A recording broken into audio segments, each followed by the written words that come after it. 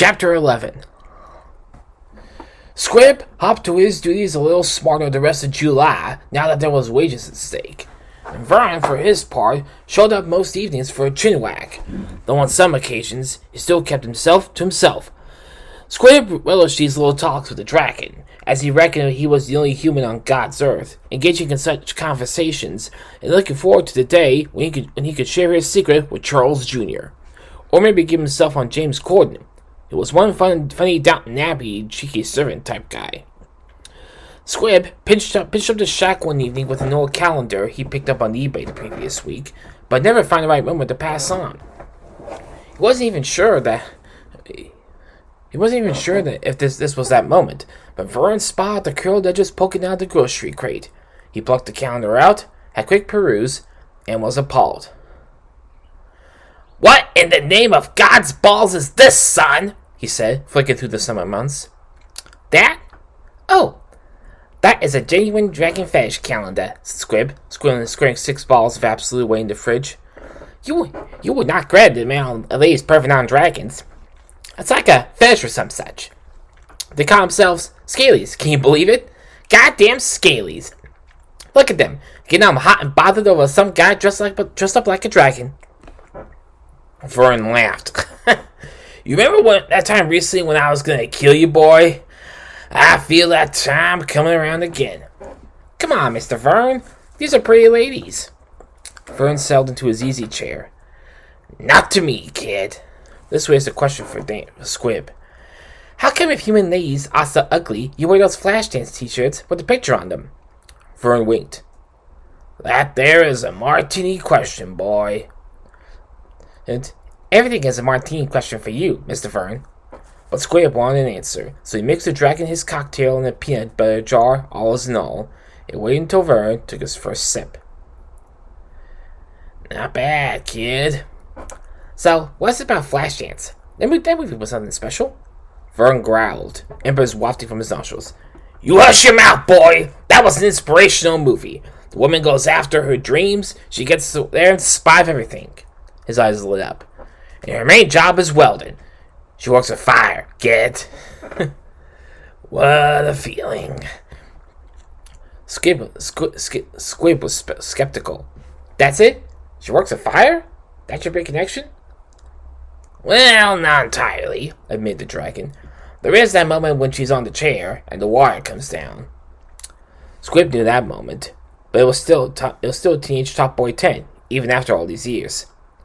"Yeah, but she's a human. We're ugly, right?" "That's true, Squib, my boy. When the sheets of water hit Jennifer Beals in silhouette, if a guy hits pause at the right moment and maybe squints a little, then it almost looks like she's got wings. And maybe a tail. And goddamn, if she don't remind me of a Chinese lady dragon I'll spend some time with up on Mount Sigamartha. We melted some snow on that peak. Cold as hell, but worth it on that occasion. I could tell you about it, but I better not on account of you being a minor." Squib helped himself to a Pepsi from the cooler. "I reckon a guy would have to practice a lot with the pause button to get that fact." "Years," said Vern. "Decades." Hooke was not twiddling his thumbs while all this Dragon Boy heart-melting stuff was going down. That was not his way, especially with the potential murder charge hanging over his noggin like the sword of Damocles. Hooke knew all about the sword of Damocles because his pops liked to reference it whenever the pressure of running a failed storefront ministry was too much for even the bourbon to alleviate. One time, he charged into Regents's room in the early hours, raving like a Jonesin tweaker. "You ain't got no idea," he shouted at the bleary-eyed teen. "You ain't got no idea the strain doing God's work puts on the body. Even the Lord Jesus himself tried to wiggle out from under it. But there ain't no skipping the sword of Damocles, boy. It hangs over me every second of every day, and the instant I weaken, down she comes." Hooke checked out this famous sword and found that it wasn't even mentioned in the Bible. Some Greek guy invented the whole thing to make a point. Spider-Man's Uncle Ben said it better. "With great power comes great responsibility. And more serious consequences too, I guess," the younger regents thought. Still, it gave him a notion. And one night, while his papa had his drunk on, Regent suspended his hunting knife from the ceiling fan over the passed-out pastor's bed, using a string of plastic tack rolled real fine. The knife hung there glittering with each revolution, but didn't fall until Reverend Jared rose to take himself a piss. His pops never noticed a thing. He never heard the thunk, and never saw the boy sitting cross-legged in the rocking chair. Balls, thought Teen Hooke, retrieving the knife. I guess Papa lives to preach another day. Now Hooke felt that metaphorical sword over his own head. Maybe sword was too strong an image. Maybe mosquito was better. Squib was an irritant, but nothing more. Someone to be dealt with. Hooke was confident that if he stayed on his path, solutions would keep presenting themselves like they always had. Until they didn't. That was how life worked, and there wasn't no point fretting on it. A fella fixed his eyes on the prize and kept going till some greater power decided that enough was enough and called a halt. So you don't believe in God or not, Regents? Hooke often asked himself, and the answer to that question varied, depending on his mood. Oftentimes it boiled down to something along the lines of, I believe in God enough to hate him. A conclusion which always made Squib smile. It made Hooke smile. But Squib was behaving like that one mosquito that proved impossible to catch. Most mosquitoes hovering around, legs dangling, just waiting for the rolled-up magazine that would flatten them. But there was the occasional insect that seemed possessed of more smartness than the rest of his species. What was the word for those guys? Pesky. Squib was proving pesky. Of course, Hooke could simply wait on the dock and lift Squib straight out of his precious pirogue any day he felt like it. But there was more in play now. Squib was working for Waxman. Maybe that deformed old coot knew more than he should. Maybe Squib had confided in him. Or his other boss, Bodie. Or maybe Squib whispered the tales of crooked constables to his mother. Or to Charles Jr. Goddamn ripple effect, thought Hooke, and laid his plans. Which were as follows. Take a few days' personal time, just as his doctor had suggested, and dedicate himself to tailing Squib, military style. Hooke was pissed off that he was being forced to exert himself to tie off a loose end, but better to be safe than sorry.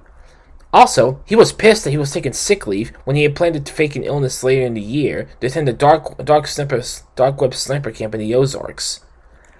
Squib's gonna lose more than a finger this time around.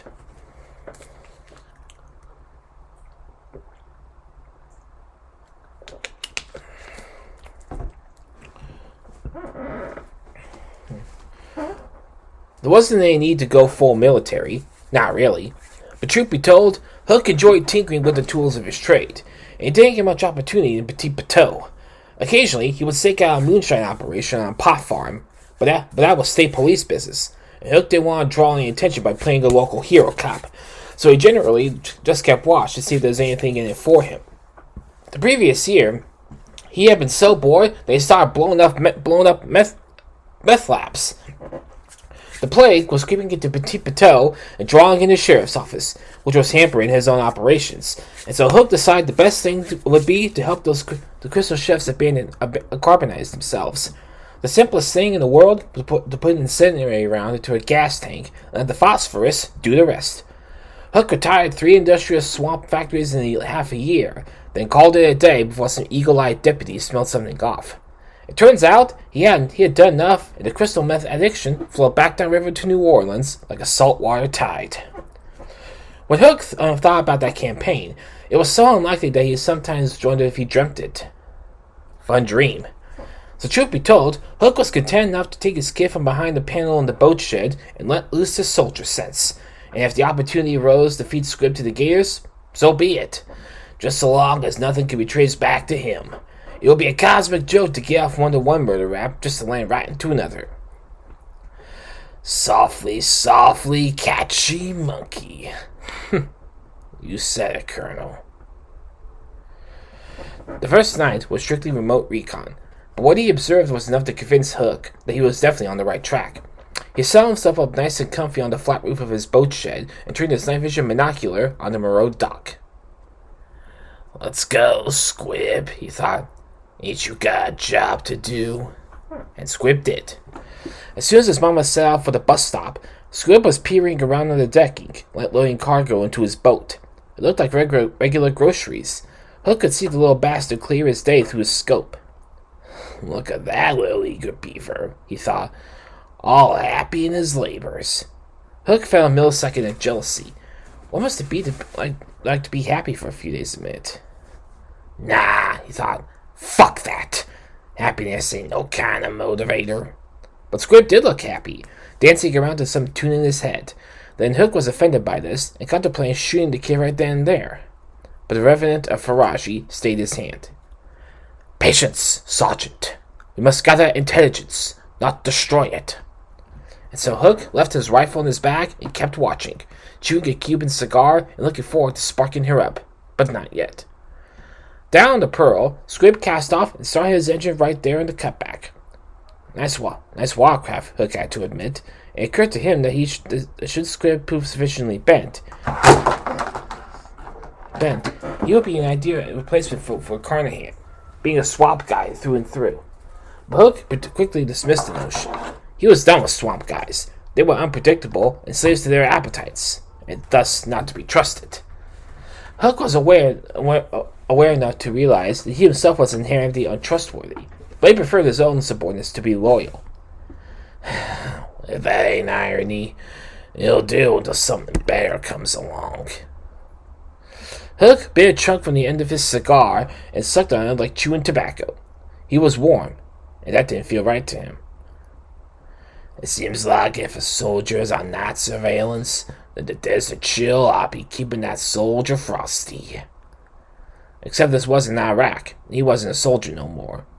Below him on the river, Squib did not navigate cross-river, as expected. Instead, he stuck close to the Pearl's fringe of reeds and set his course downriver.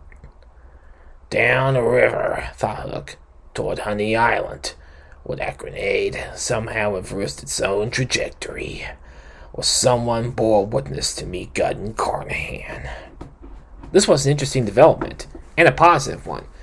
Could it be coincidence, or could it be that Hooke had struck gold on the first try? Is Squib my guy? It sure would be good to plug that leak. And there might be a most welcome side effect. In Hooke's experience, grieving patients drop their defenses way down. A heartbroken mother might just do just about anything for some strong arms to comfort her. Hell, I could even pin Squib's murder on some fall guy and present myself as a white knight. Regent had enough self-awareness to realize that often a kid, and dating that kid's mother, was about as cold-hearted as a guy could get. But it didn't bother him none. Point of fact, he was kind of proud that he hadn't yet arrived at that limit of his callousness. I guess the colonel was right. Not one of them sociopaths, thought Hooke. Like Spock. He had taken an online magazine test once, just to find out how sociopathic he was, and was delighted to score in the top 5%, right up there with big business boys. Hooke had lost points because, unlike most sociopaths, he did actually have a very focused life plan, and he learned from experience. I'm a sociopath who thinks ahead, Hooke thought smugly. King of the crazies. When Squib's canoe meandered around the bend in the river, Hooke lit his cigar and enjoyed a quiet smoke, thinking how pleasant it was being up there, watching the world and visualizing his focused life plan rolling out. Squib, Ivory, the mail pipeline. It occurred to Hooke that the most valuable blocks in Connie's infrastructure were the pet law enforcement officers. Shit, we don't need anybody but ourselves. All those gangster types are more trouble than they're worth. What he needed to do was lay waste to Ivory's hub of operations and then reach out to the police on his payroll. Those cops will already be hooked on blood money. Shouldn't be none too hard to tempt them over to Team Regents. Hooke was on his third cigar and was feeling the raspy effects in his throat when the monocular picked up Squib, maybe 90 minutes later, tacking across the river towards Waxman's place. I love this night vision shit, thought the constable. There ain't no place to hide. Even from a distance of maybe 100,000 yards, Hooke was able to count the fingers on Squib's left hand, which were wrapped around the tiller. 4 digits, all present and correct. And the constable smiled to himself, remembering the night of Squib's misfortune. It made sense. Dynamiting Forensics were catfish. microscopic these days. Boy Plus, every sure character has from his here to dumb Slidell spells. knew who this boat belonged to. Pirogue was riding a But little Hooke higher was in the faced with river. a practical water. obstacle that the So sun Hooke was reckoned calling whatever his way cargo through he the ferried Spanish downriver box. had been Pretty delivered. soon, he would be a There big was a man small on seal drum in the smuggler's prow, which hadn't been there inflatable before. in the middle of a The flat boy patch had of obviously water. picked up wherever he stopped over. I'd What's be in locked in a Where sheriff's the cell place? by Margarita. Probably time. nothing much. Bait So or Peart, salt. his only option. Probably was to Squid pull was into the just yard checking and his tie off at traps. the He shed. dropped off a few groceries for some local They'd swamp take his action. time cutting her up. Probably.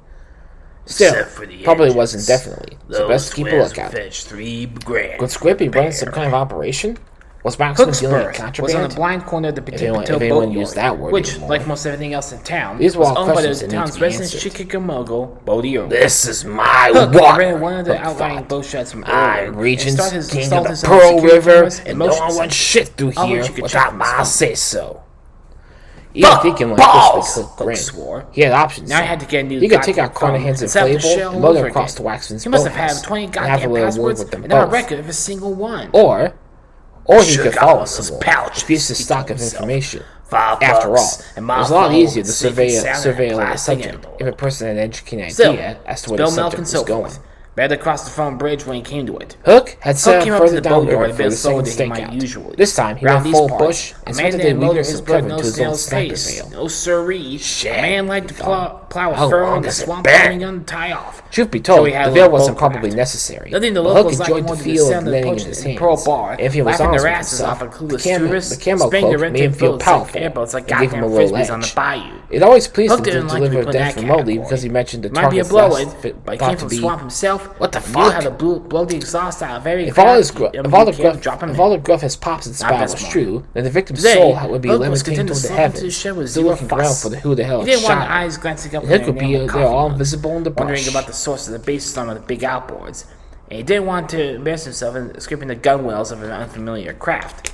So, slow and steady it was. Sometimes, if the op zone was completely clear, then Hooke would flip the bird skyward just to add insult to mortal injury. Hooke wasn't actually a scout sniper by trade or rank, but he'd taken up for some freelance work in country, mostly for Faraji. He wasn't the worst from 500 feet, but after that, his vision limped down some. Cypressphobia, the eye doctor had told him.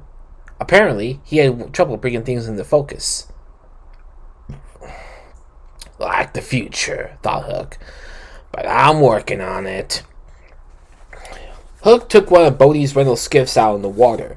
The craft was built with a draft so shallow it could float in a bathtub, and an aluminum hull so light that any idiot tourist could drag it off of the sandbar. He left the boatyard late afternoon, looking for all the world like a recuperating cop, taking advantage of a mild day to dip a line on the Pearl. I got all the trappings, don't I?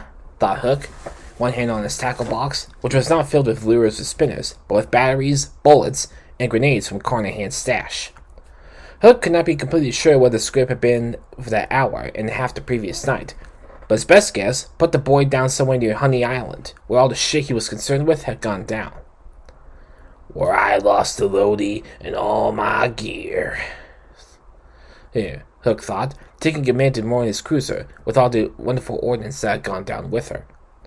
Hooke took a sweet time motoring down river. Waving at passing pleasure crafts and shrimp boats. The brim of his fishing cap pulled over his eyes, trying to make himself look ordinary.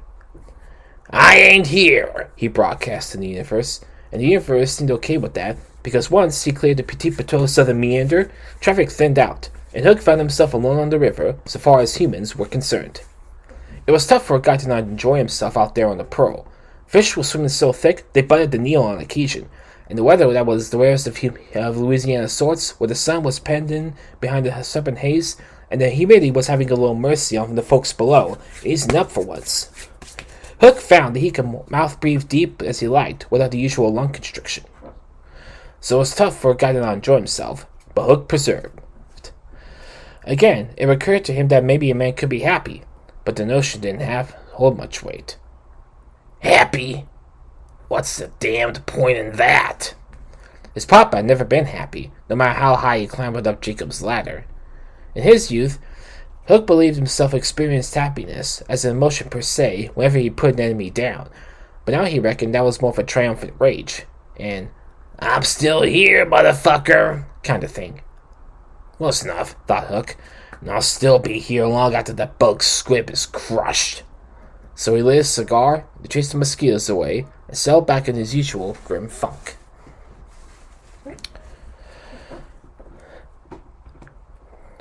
Squib motored along the same stretch of river some hours later, his pirogue evenly weighed down by the day's groceries, which included a new card for Vern's satellite box so the dragon could watch the pay-per-view fights, one carton of Krispy Kremes, which were definitely not ketogenic, and a gallon of fungus ointment, which Vern did not want to discuss.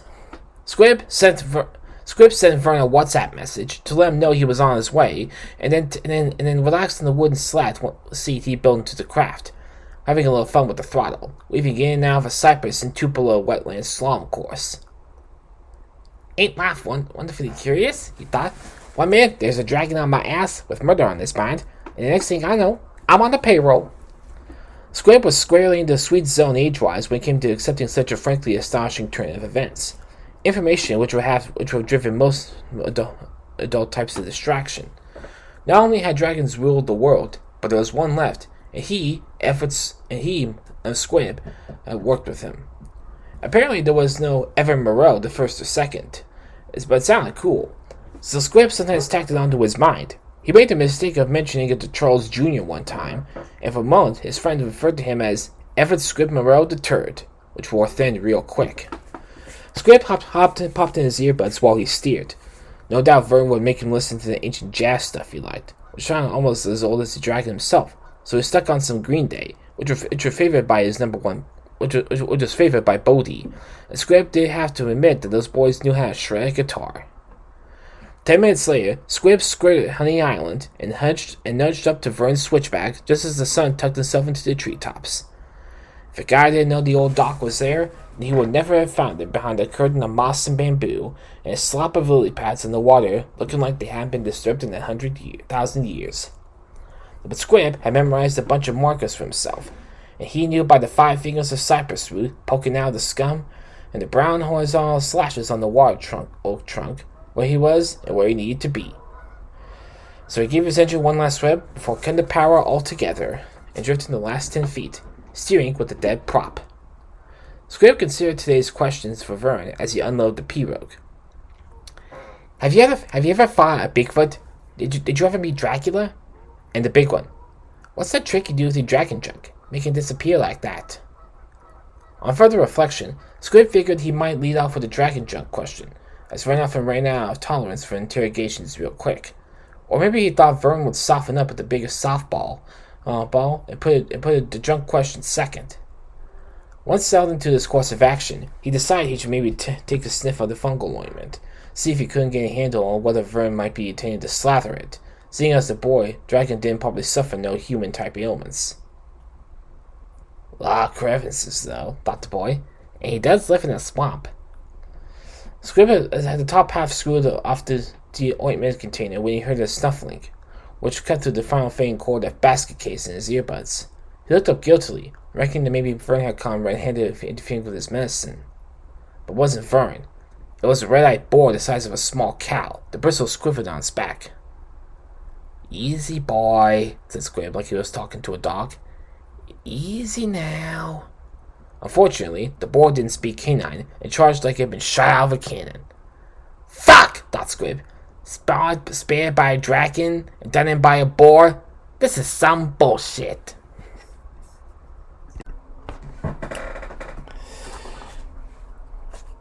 Vern was in his favorite subaqueous cradle when all these boar-centric shenanigans were about to unfold on his dock. The cradle was a natural hammock of tangleweed and soft shale which had embedded himself into a mud bank. Not only was it slowing down the erosion process, but the little niche provided a nice heat trap for a fella who might like to eke out the last red rays out of the Louisiana sun. And there was a tiny icicle of salt water that somehow snaked up this far, which kept the dragon cool, and so Vern was reluctant to climb out, even though the kid was already on the dock. He could see this because he had elevated the top end of his cradle with a turtle shell pillow which fed neatly into the crook of his neck. so he could open his nostrils when he needed a breath and see pretty clear through the few inches of water. "There be squib," he thought, sucking out a heel-splitting muscle. "I wonder, Deke, I wonder. Did he get that ointment?" Vern cleaned out the muscle and then crunched on the shell, which had the double advantage of scraping his teeth and toughening his gums, his version of a visit to the dental hygienist. 10 more minutes, thought Vern. Then I'll go out there and educate the boy about jazz. 10 more minutes. Just enough time for one more breath. Vern scraped open his nostrils and breathed in. A familiar crept in the air. A familiar scent, if it might stronger than usual. Boar, thought Vern. But not just any boar. This particular guy was a pig master on Boar Island, and he would have been top dog entirely had not been for Vern. The boar had made a couple of snuffing forays over Vern's border, and Vern had sent him scurrying off with a shot of flame to his hindquarters the last time he came around, burning his hide for good. It was stupid toying with the boar, really, because wild animals, as a rule, didn't tend to learn their lessons. Hell, not even the gators had learned to stay clear of his patch, and he'd been throwing them around for years and decades.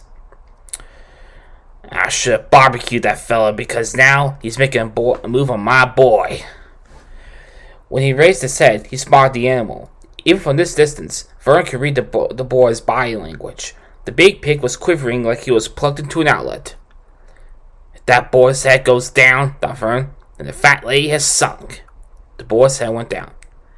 God damn, thought Vern, and made his move.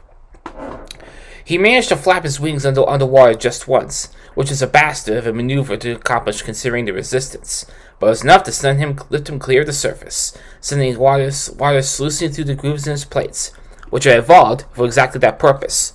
Once airborne, he threw his hindquarters back, which jerked his head upright, and from that position, maybe 6 feet out of the water from a range of 50 yards, he squinted for clarity, hawked, spat a single bob of dragon flame, which was reflected in the pearl as it covered the distance between dragon and boar in less than a second, catching the boar mid-leap and pinning him to the trunk of a water oak, where the poor animal crapped itself and squealed like the hog he was, until the dragon flame burned through his heart and shut him up for good. By the balls of Blue Ben, thought Vern, which had been quite the same back in those days. It's a pity his squib had his back turned to that move, because goddamn, it must have looked awesome. Hooke would certainly not dispute that the display was awesome in the true sense of the word. Not awesome like good pizza or doing some sort of flip on with a skateboard on YouTube, but awesome as in very close to incredible. He'd scouted the area and decided to set himself up a horseshoe wetland that would probably be an oxbow in 5 years and an island in 20. There was the usual huddle of ancient trees on the central hub clustered together, vying for root space, and every spare inch of mud was populated by bamboo. Hooke was able to wade ashore and wedge his skiff between two trunks under a quilt of moss until it was invisible to the untrained eye and damn near invisible to the trained eye. Hooke admired his work and was satisfied. Hey, Pop, said Hooke to the heavens. I'm gazing upon my work, and damn is it good. Which made him smile. He went a little craft crazy then, hacking out a nice hide for himself, maybe 8 feet up, with 2 cypress trunks was twisted like lovers. He enjoyed that kind of work. It cleared his head for a while. When a fellow was swinging through hardwood with a short-handled field axe, there wasn't space for nothing but the blade and the timber, unless that fellow didn't mind sacrificing a finger or two. The job took longer than it should have, because Hooke was forced to suspend his labors whenever a boat came around the bend. Shrimp boats, pleasure cruisers, swamp skiffs, pirogues. Hooke had never realized there was so much traffic on the river, but at least the breaks meant he kept himself hydrated, which was important at his age. Hell, Reachins, he thought, you're sneaking up on 50, boy. Who'd have thought you'd last this long? Nobody. Most especially not Regents himself. Shit, the Grim Reaper must have had me in his sights a dozen times or more. Eventually, once Hooke hit the hide setup to his satisfaction, he wiggled on there and wedged himself comfortable, with the camouflage veil draped over his head and shoulders. Okay, Regents, he thought. Nothing for it now but to wait. And wait he did, for several hours, staring at the sights through the sights mounted in his old Browning rifle, watching with some satisfaction as Squib came downriver in his dinky canoe, doing some dipshit maneuver in the tree line. It was light enough that Hooke didn't bother changing over the starlight. He watched the kid tie up at a concealed dock and began unloading the cargo. Then a boar showed up, and Hooke thought, "Shit, maybe nature's gonna solve my problem." But nature never got the chance, because the boar's ticket got punched in the most unlikely way. Hooke had been on stakeout for hours at this point, and transitioned into that sniper fugue that made the world seem somehow illusory. Veteran shooters often spoke of how pulling a trigger on a target didn't seem real after hours spent looking through the scope. Which was why, when a large creature erupted down the water maybe 50 feet downriver, Hooke didn't fall out of the tree with shock. His first thought was, You murdered your daddy in a church during a hurricane. It was only a matter of time before you started seeing demons. But he quickly realized this wasn't no hallucination. The thing was real, and the water it came out of, and the sky it flew into. Goddamn Honey Island monster, thought Hooke. It exists! He kept stock still, as he had no idea as to the potential of this creature. But as he guessed that the winged bear-sized animal looked like a walrus, could probably inflict a lot of damage. He ain't pointing my way, he thought. Let's just see how it goes. He imagined that it would go something along the lines of, boar craps itself, boar runs away, monster eats boy. But he was wrong on 2 out of 3 on those points. The boar did indeed crap himself, but only after the monster nailed it with a ball of flame which shot out of the mouth, looked like. A ball of honest to God, I shit thee not flame. Dragon style. Nice, thought Hooke. Then, is that what I'm dealing with here? A dragon? A part of him was pleased that while he was continuing keeping his together, while shit went crazy streak going. I'm not bothered by extremes. Not extreme religious fanatics of any kind, nor now by extreme animals. Though Hooke did notice his hand was shaking slightly. Hell, most guys would vibrate straight out of this tree, thought Hooke. A shaking hand just means I ain't stupid. The surreal sequence of events went right on unfolding, oblivious to Hooke's bearing witness. The dragon, if that's what it was, glided across to the hidden landing, and not only did it not attack Squib, it seemed to know him. It looked like they were... Could those two assholes be actually conversing in actual language? The light was fading now, so Hooke hurriedly reached into his pack for his binocular and switched on to night vision. And there they were, plain as green day, kid and dragon chewing the fat. This is unexpected, thought Hooke, sharpening his focus and thinking absently that he must trade this binocular in for a new model with autofocus. But old gadget or not, it was working well enough for Hooke to see the dragon dismember the boar with a few casual slashes of its claws, and then chew on a charred leg right out there in the open. That motherfucker is dangerous, thought Hooke. Then, more than dangerous, he's like the wrath of God. The wrath of God. Exactly what Hooke had been searching for. Thank you, universe, said Hooke under his breath, and then made a mental note of what he needed to do. Take more time off, step up the surveillance to include audio and video, and get a hold of some heavy caliber weapons.